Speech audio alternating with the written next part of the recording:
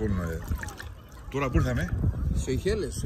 Σεϊχέλες. Λίγο ψοκά όμως, όχι απλές τσίπα πέσω και. Σεϊχέλες. Λίγο ψοκά, στα χωρία των Σεϊχελών.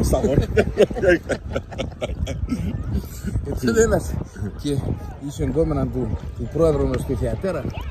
Του λες, λέει τον εκείνη, ο μπαμπάς μου θα λείπει, έλα στο σπίτι. Πήγαινε εκείνο στο σπίτι, τσατσαλούντα, κλανίουνταν τώρα, τρέλαγα μετά σκίσετε. Βαρκίζεται από κάποτε. Ανοίγει το κλειδί μου. Μάνα, με έρθει ο πατέρα μου, λέει και είναι κάτι έντονο. Εκείνος πολεμά, φορεί το πανταλώνα της αΐσα. Παίρνω ο πατέρας να τσαπές, το λέμε να μου βρω καλό παιδό, θα σας σκίσω. Εκείνος χαράζα στον πρώτο αυτά, ντουκ, τρέχει στα χωράδια.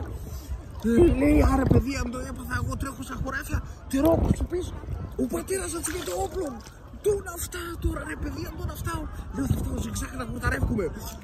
Φτάω ζιγζάκ, κρούει εκείνο στο ζικ, πάω εγώ στο ζακ. Κρούει εκείνο στο ζακ, πάω εγώ στο ζικ. Κρούει στο ζικ, πάω εγώ στο ζακ. Πάω στο ζακ, εγώ στο ζικ. Και το παθάνω, ρε παιδιά. Δεν το παθάνω. Έτσι είναι 2 φορές στο ζακ. Δεν κάνει σήμερα.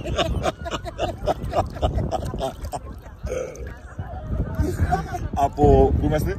Σεϊχέλες. Από Σεϊχέλες. Γεια σας.